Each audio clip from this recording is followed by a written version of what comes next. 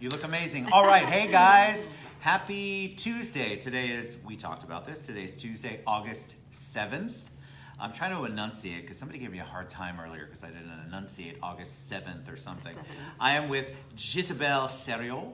Hi. All right, and we are on episode 214 of the TED Show today, and I'm super excited to have her on. She's taken a risk coming on, but before I share all of her story, before she shares it, I want you to let us know that you can hear us or see us. And I don't know if you know the story behind this, but one time I didn't ask that, and we did an entire show where they could not hear or see us. Oh, no. And I felt so bad. Justin Clark, I love you for that. He sat through that whole thing. So give us a thumbs up, give us a heart. She's got such an amazing story that I know is going to impact you. And so let us know you can hear us or see us. Maybe she can look on our phone. We've got a couple of people watching. But give us a heart or a thumbs up. It's funny, so I don't know if you know this, but you can choose not to be seen when you sign into a show. So sometimes people don't like to be seen on certain shows. Maybe they're fascinated by a topic like this. Yes. But you can see there's some people who are on who aren't coming on. So I like it. No, it's all right, guys. Listen, this is her thing. We're going to have a great time today.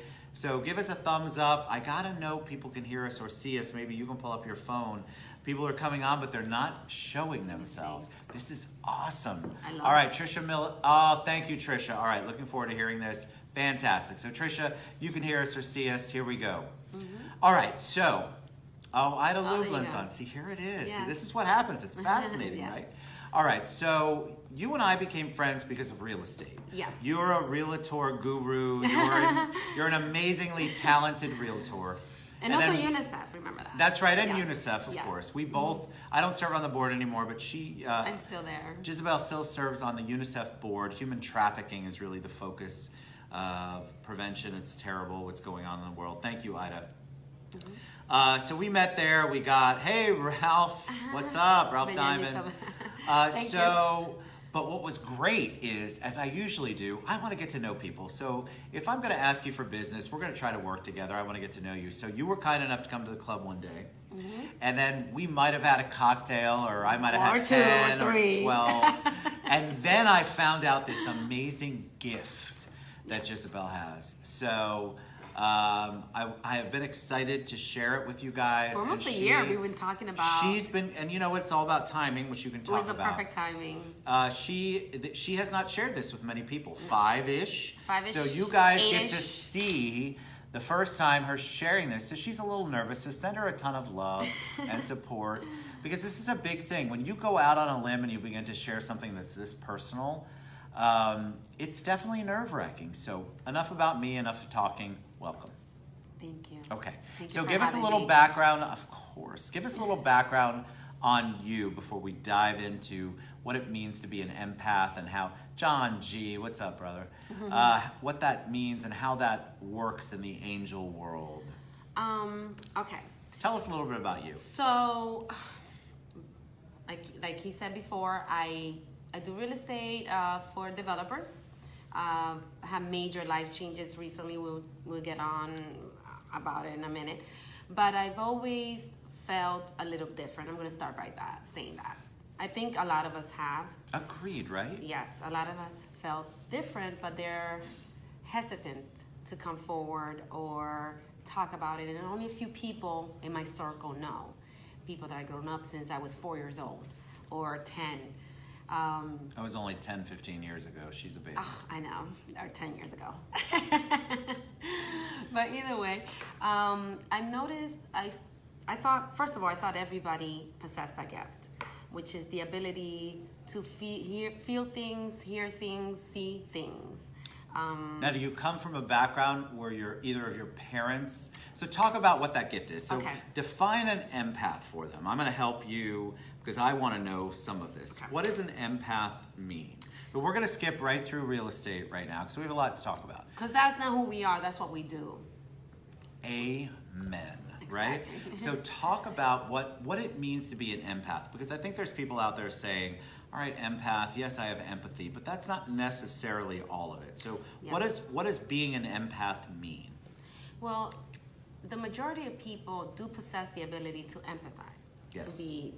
feel empathy. If you don't use it, you need to. Exactly, but they do possess that ability. But there's 15 to 20% of the population that are more developed in that area.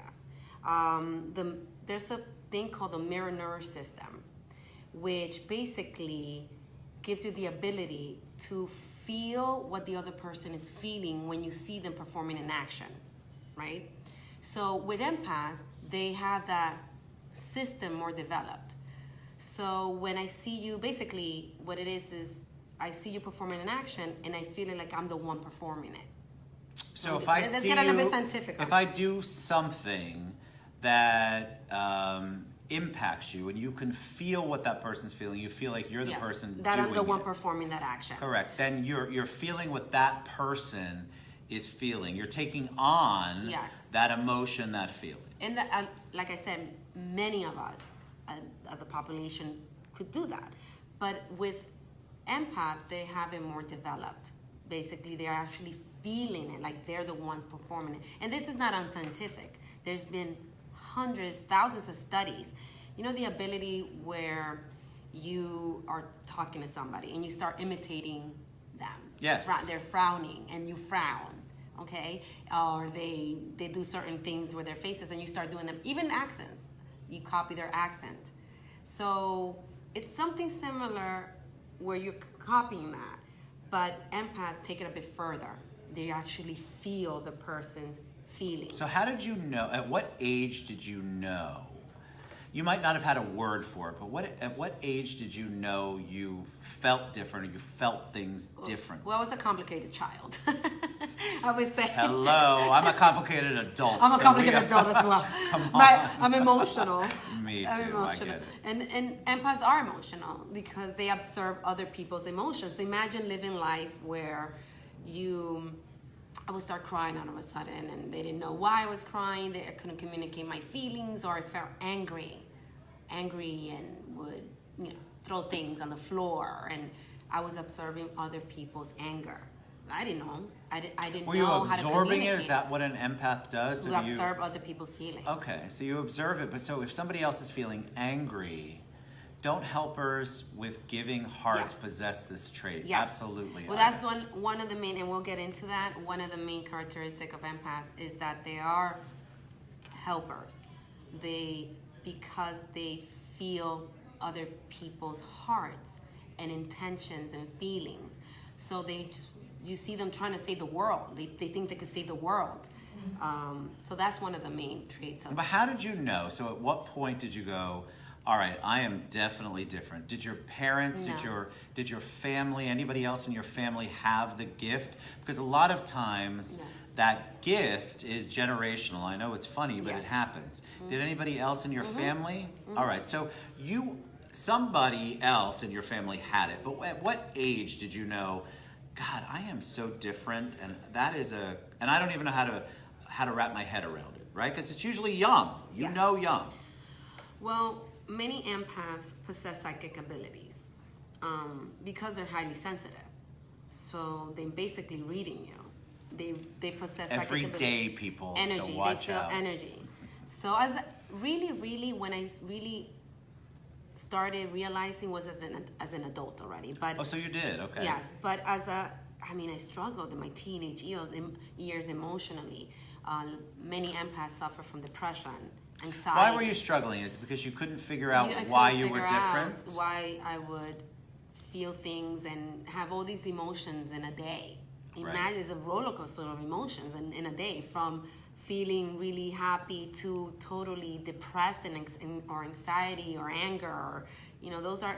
Then you learn how to control them, or you try to hide them and simmer them down to fit in.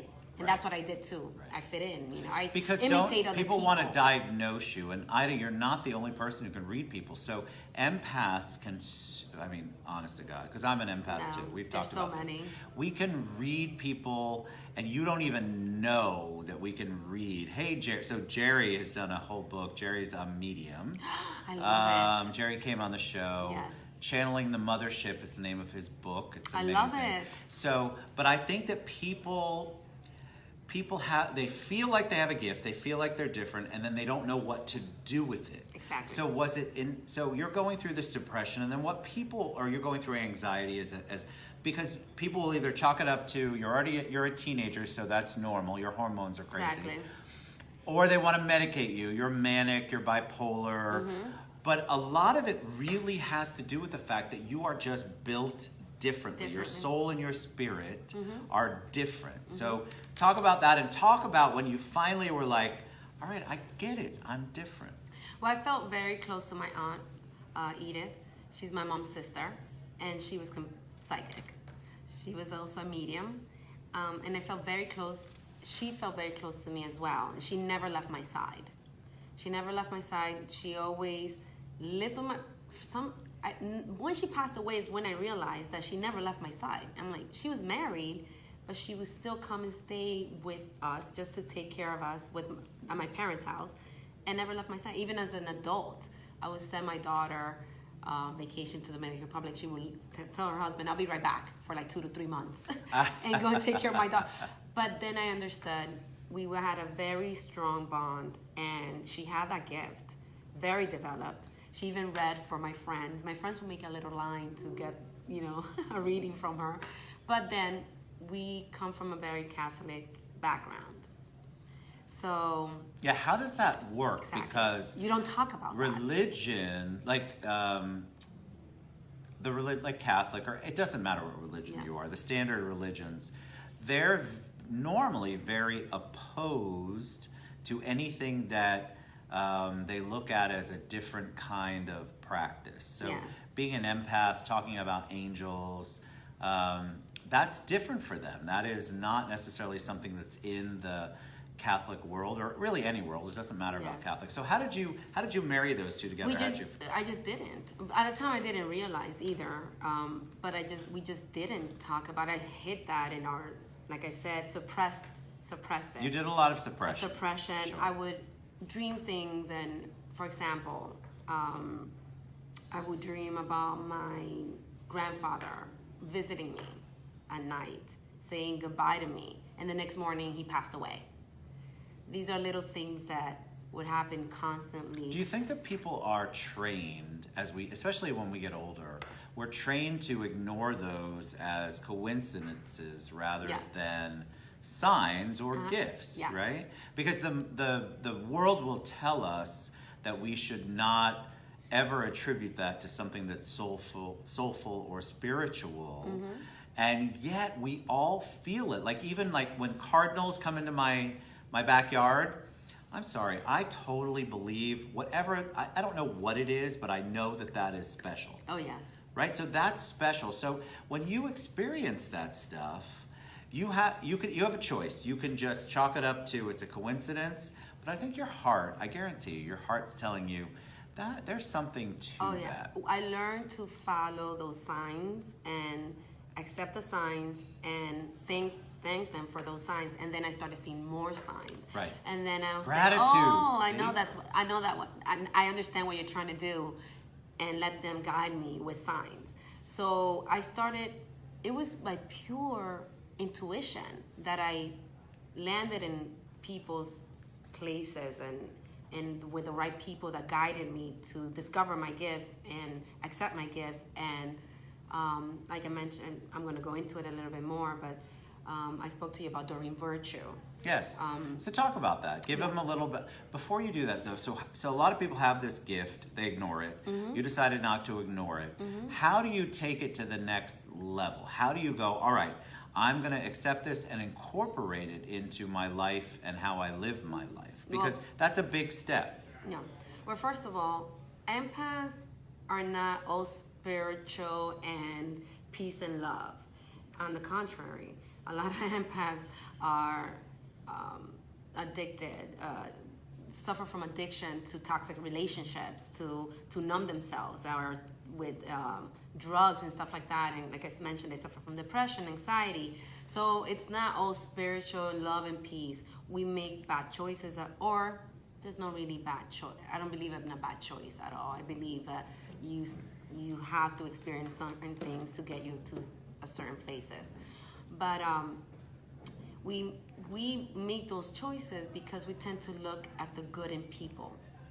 Correct. Right? So we attract also energy vampires. A lot of people like to talk about the good things with being an empath. Oh, you know, we feel people. We're highly intuitive. They will suck the life out of you. Exactly. But on a daily basis, we are challenged as empaths. Daily. Seriously. And I'm going to give you a few examples, not just in romantic relationships, even in your just job, any relationship. Anywhere, and yes. your job. I agree. What I noticed is the moment I had a friend that knows about this, and I admire her. She's a little bit older than me. And she's very into this, and she always, I feel like she's a guide for me, but she always says, Gisabel, you need to write about this, because you not only have this gift, but then you possess, I don't want to sound like this at all. There's no judgment here. But it's a judgment-free zone. You possess some kind of beauty or attraction, so you're going to attract certain type of energy vampires, and envy, and jealousy, and things like that. People that are going to use your empathetic nature to try to succeed themselves. So I noticed that when it comes to work, I've had those situations where I had coworkers notice or be attracted to that energy, and they're energy vampires. And when you don't own it, when you don't step up and you don't own that, you tend to fall for this thing. And that's what happened to me for years, which now I'm awakening again. You know what I mean? And it takes a lot. So for you to be able to do that, for anybody to be able to do that, when you're an empath, when you have that, But that's why my aunt visited me with cardinals. I have I have cardinals in my backyard all the time. I had cardinals knock on my window, and the same one the next day, and I knew that was her. See, this is what. So, but I think people don't. So. But I want people to understand that if you're feeling these things, if you feel like you're being sucked dry, don't forget that that is because there's something that's attracting these people to you. And so we talk a lot about on the show about cutting the toxicity. People who are not in your corner but might be in your circle, get rid of the ones that are toxic. I'm not saying it's easy. It's hard for an empath. It's so difficult, but you have to learn that balance, or you will be sucked dry as an empath. Yeah, because our nature is to, like I said, see the good in them, and also rationalize and say, they're like this because their father abandoned them. Agreed. And they're like this because you are a natural psychologist. Right. When you're intuitive and you're an empath, you are a natural psychologist. You understand why those emotions, they're acting that way. And you tend to sympathize instead of putting boundaries. So how did you go though? So we all kind of have this feeling, right? I think most people, even if they won't admit it, they have felt something where there's a spiritual connection. They think it's more than coincidence. Something's happened, whether it's cardinals or they've seen a feather or a coin. I mean, you guys can research that, but you know what I'm talking about. How do you go from that to being a certified medium, right? Yes, a certified angel medium. And a certified angel medium. So let's talk a little bit about angels, because what most of our knowledge is, we joke, and we were just joking earlier, I mean, God bless my guardian angels, because they must literally be at a bar 24/7 wondering what in God's name did I sign up for. Oh, yeah.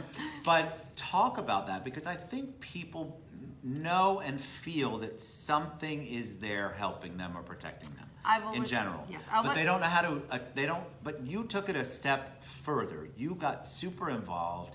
You became an expert at it, a certified expert at it. So talk about that process, because I think people are like, yes, I believe I have a guardian angel, whatever, it doesn't matter. But it really does matter. It does, So now more than ever. Like I said, I pushed it.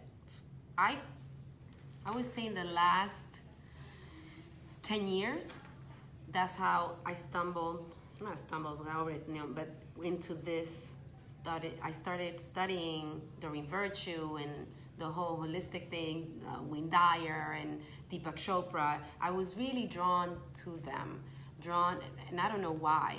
I remember going into my friend's center, holistic center. I just went and knocked on the door. That's how we became super friends. She was a Reiki master. She did regression, and then I got certified in Reiki. as well.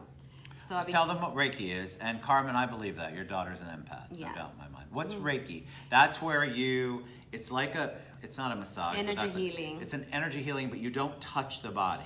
No. It's all about energy. And I've had it done. It's very powerful. It is. You have to be open to it, though. But again, why did you get into angels? Why certified in angels? What was it about your life? What was it that told you, I have angels around me, and I want to be certified in that, and I want to give it to other people?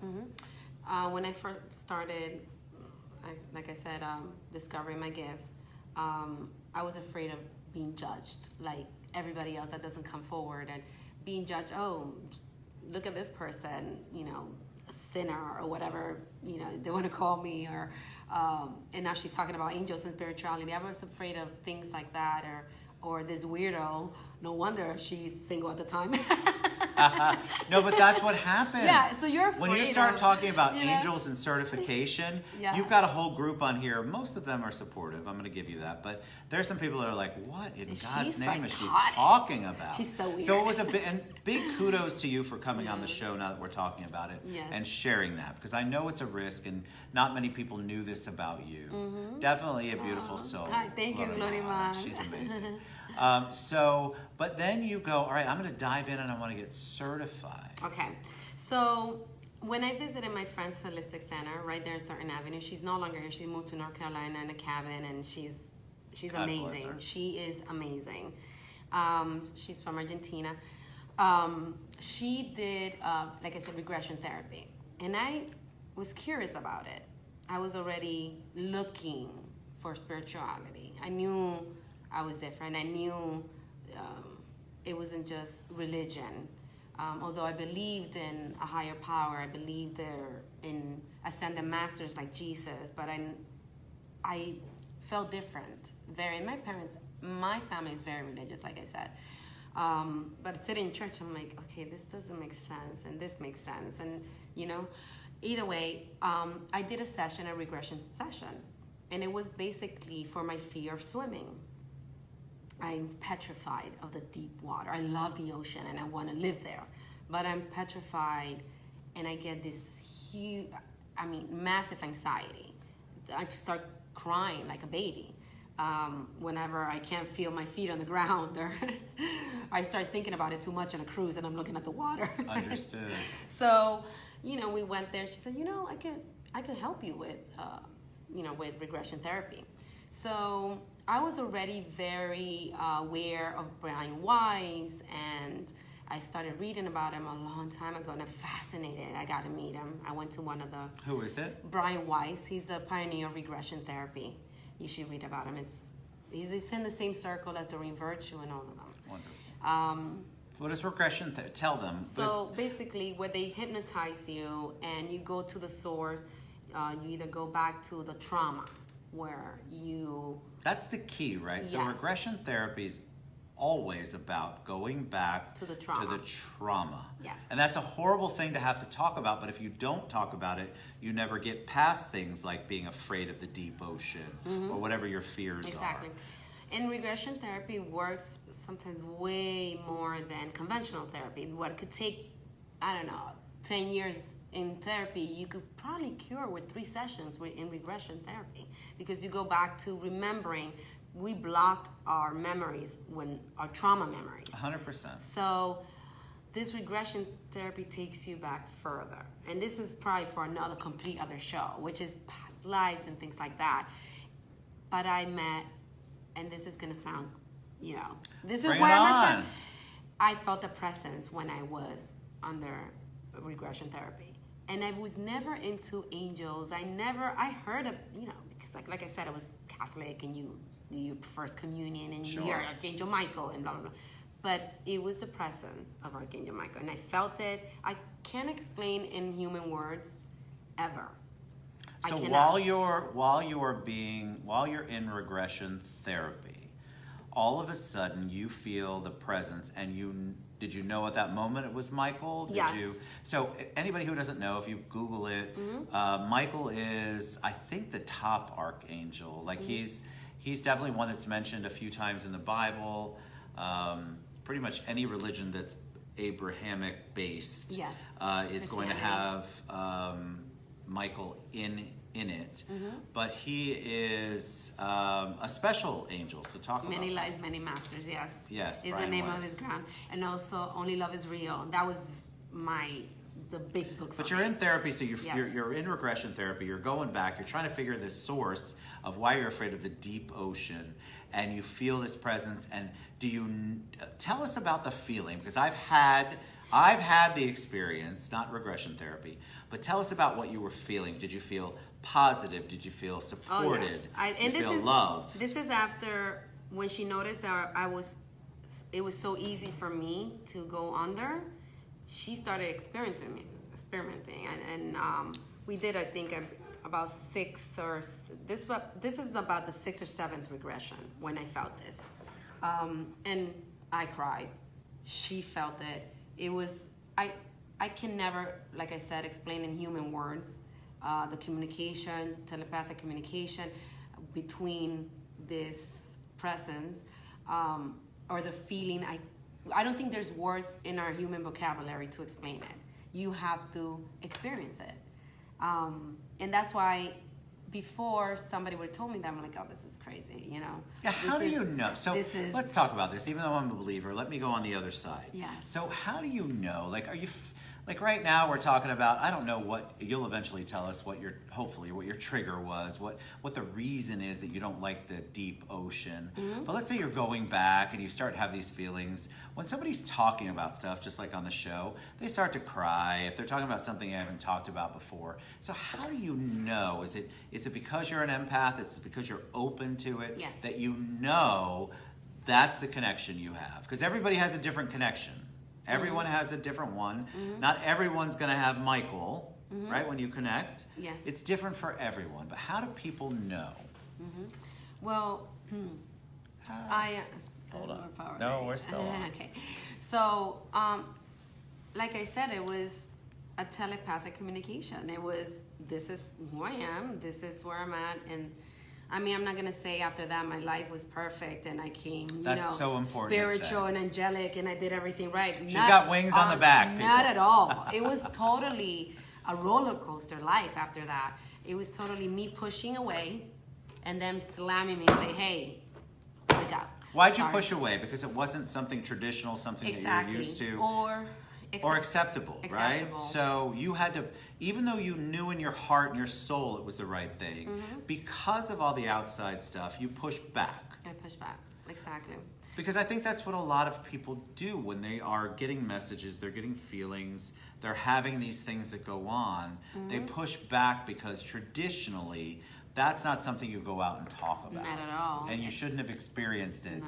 And you're evil, or you're voodoo, or whatever the Or thousand things and look they at call. you're having cocktails and drinking, and you had That's blasphemy. or you had maybe an affair, so you're like a sinner. You can't.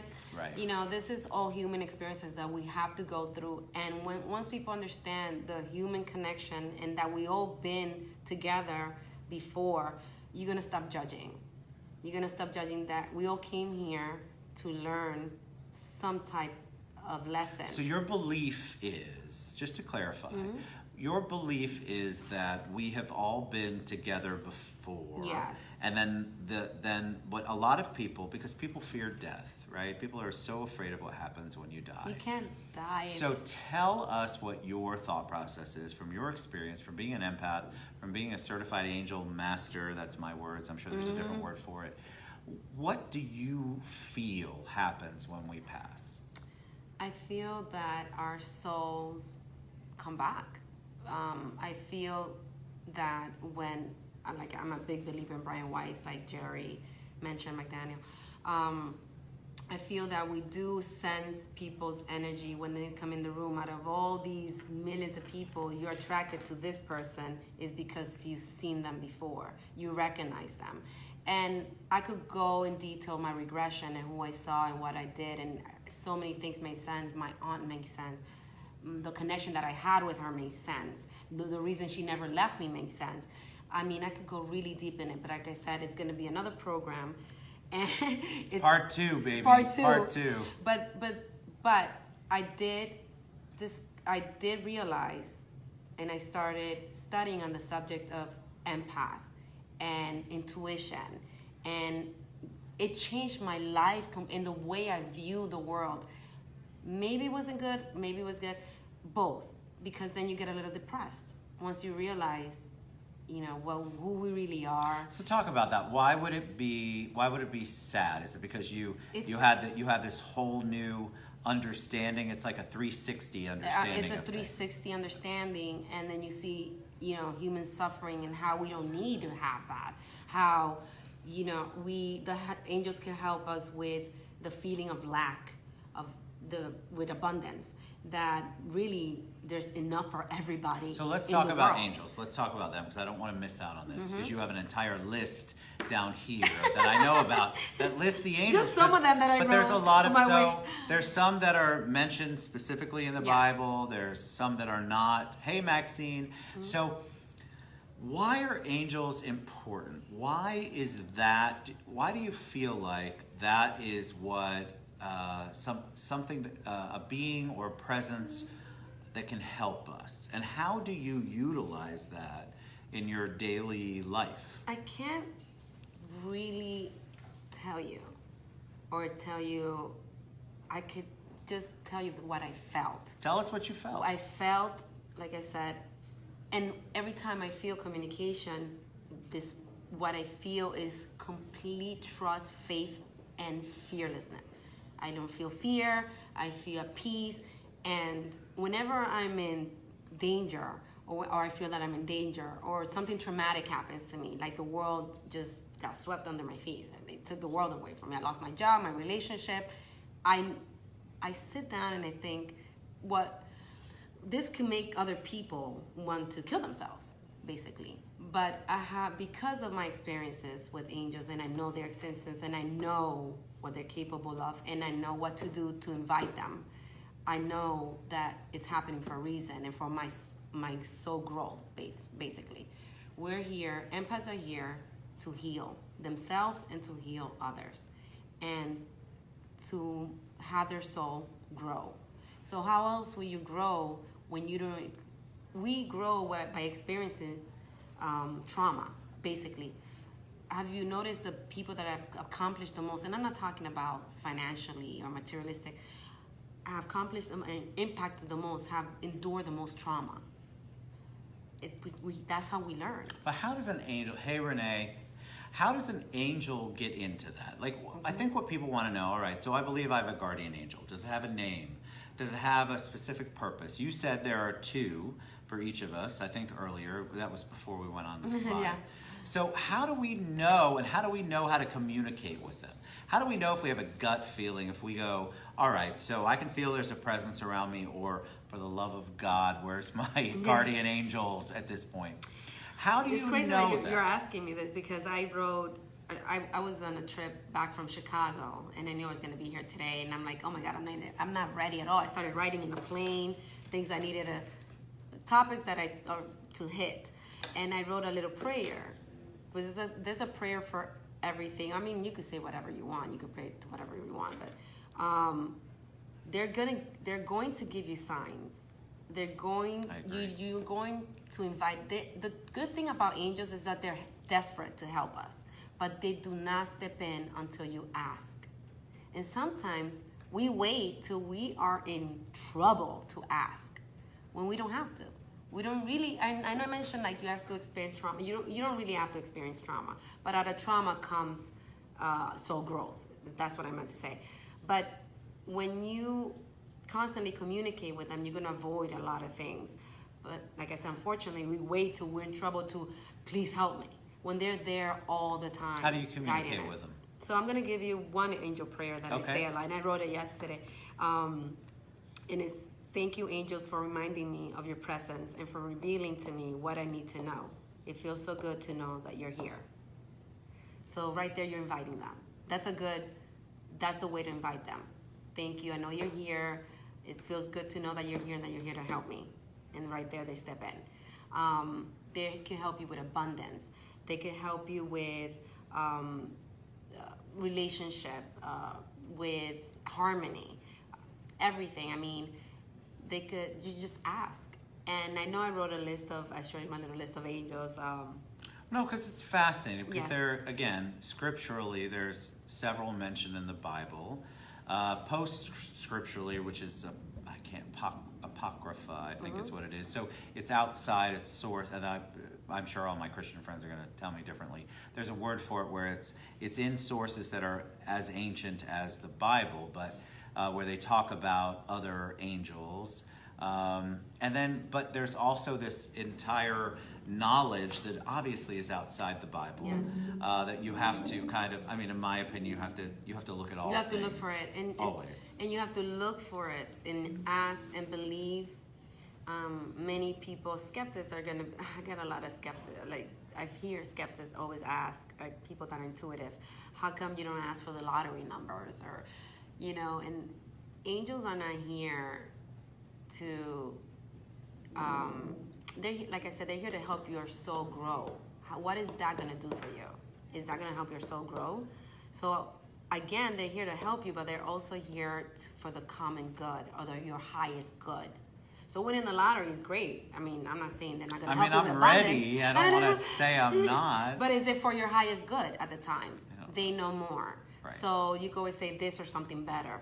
And maybe winning the lottery, you can't see it, is going to actually make it worse for you. So how does one of your normal days look? Because I think what people will say, right? So this is fantastic. She's certified. She knows all about the angels. She's got them all on her side.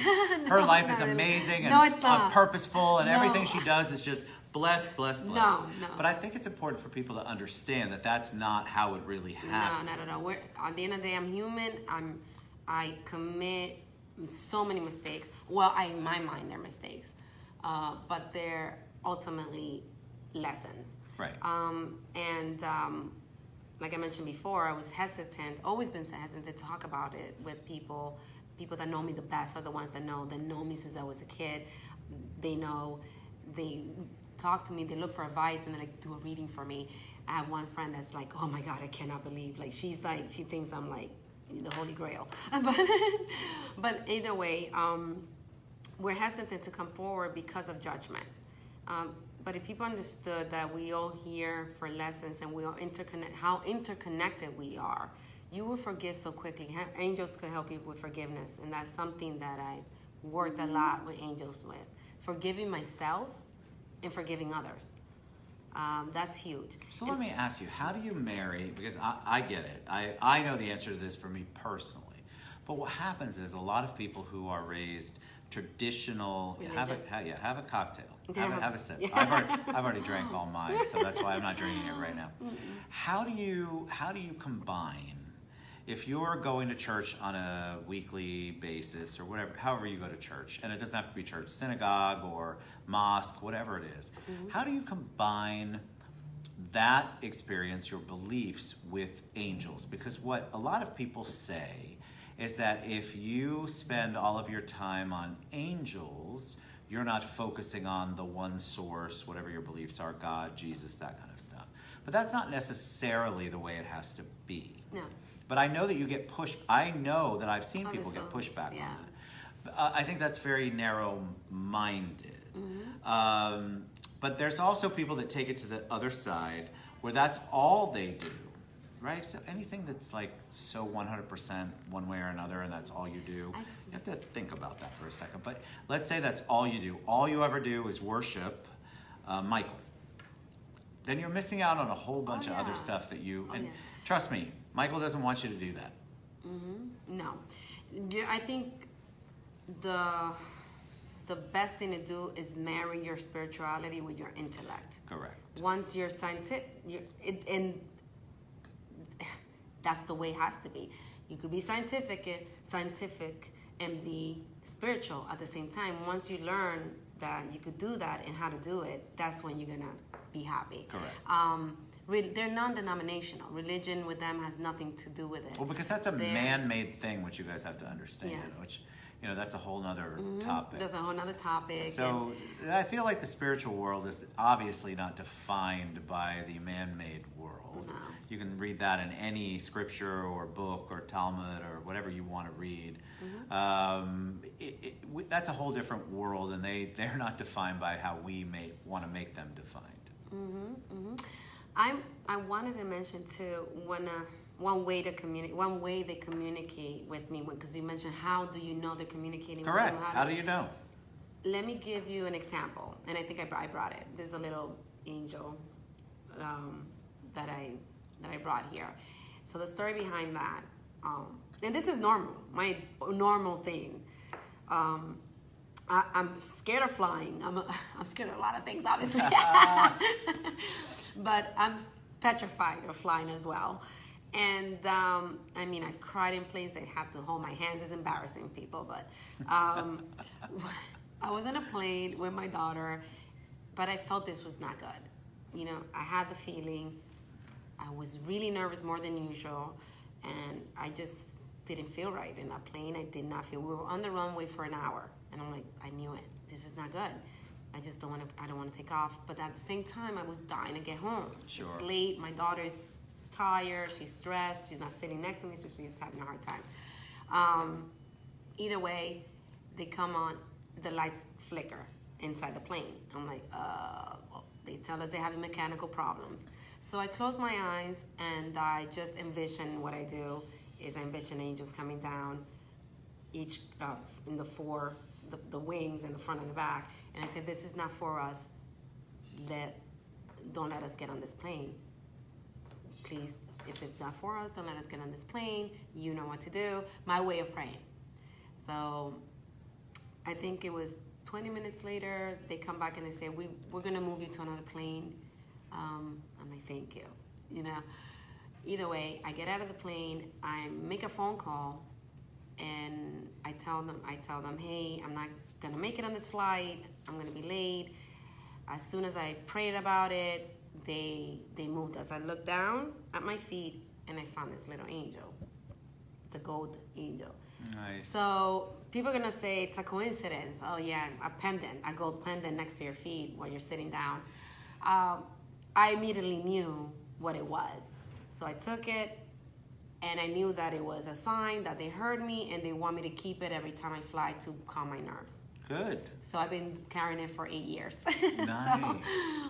So just like, these are little things, and maybe you might take it as synchronicity, coincidence, whatever it is, but when you accept those type of communications, they communicate even more and even in a bigger way. Let's talk about the acceptance. Before I forget, though, Tom, thank you. John, thank you. Brandon, what's up, buddy? I'm trying to. I like to, when people say stuff, I want them to know that we acknowledge them. that. I'm not ignoring you. So the acceptance is super important, because if you're not in the receiver mode, then you're going to discount whatever is thrown at you, whatever message is trying to get to you. So I think what you're saying is, if you're not receiving it, you're not in a receiving mode, if you're blocking of that, then you're never going to get the messages and the things that you need to hear inside your heart, inside your soul, inside your mind, because a lot of people do that. They just block it all out. And so you were accepting of it. You had the conversation, you prayed, and you were given a message. There are so many people on here, I promise you, because I've talked to them, that have had a message in one way, shape, or form. They may not talk about it live like you're taking a risk doing, but they do, they get it. And so if you're not open to that, I guess that's huge for you to take away from this. Be open to it. If you get something that seems out of the, be mindful and pay attention, Amari. So if you are in that receiving mode, you will receive more, which is what Gisabel's saying. So be in a receiving mode 24/7. I know that can seem crazy, but if that 1 hour that you're not in a receiving mode, you might miss the message of a lifetime. And I want you to not miss it. Oh yeah. And when you start ignoring, which has happened to me. A lot of people do. I ignore it, Ted. The times I ignored the biggest guidance, I've crashed on face forward. Agreed. So, I crashed. I mean, it's devastating times in my life where I lost everything. And it's because I ignored, I pushed back. I said, no, but I want this. I want this. I want it this way. I want this person. I want this. I want this. And I crashed because it wasn't my place to be. It wasn't, they were guiding me somewhere else. And and it's free will. You have free will. Oh my God, we have to do a show on free. Because I do a Navigating Faith show, and that is a great topic. David Pavlik, if you're watching, we have to do a show on free will. Well, angels are huge in free will. That's why they do not come until you call for help. Free will is a big, because that's a whole other topic. All right, so we're 45 minutes in, wow. by the way. I've been even during virtual. I know, so let's give them, I want them to stay on, and I want them to come back. Mm-hmm. So she's got a list here, people, of things that we should talk about at some point. So we'll have to do a part 2 with Gisabel, because I just mentioned some angels. Yeah, but I think that your message, people are hungry for it. That's why we haven't lost any viewership. That's why people are hanging on for 45 minutes. They're fascinated. Why? You're spiritually hungry. Trust me, you are. You're soulfully hungry. There's been a major shift. Yeah, talk about that, and then we'll wrap it up. But talk about the shift, because you mentioned that earlier. Yeah. First, before I say that, the way I got to, like I said, I got certified with Charles Virtue, which is Doreen Virtue's son, as a medium, angel mediumship, and advanced angel certification as well. But I blocked it. I put it away. I put it in a drawer. I blocked it. I was focused on other things, and I felt that there's been a shift in me, and I know a lot of people feeling this. A lot of people lost a lot of things, and it's for a reason. There was major things changing in my life, and I feel that it was because I needed to come forward and become more spiritual and talk about things that I've never spoken before, because now more than ever, people are going to need it. You are going to go through shifts personally and globally. If you see everywhere you look, news, politics, is a major shift as a collective that we're experiencing.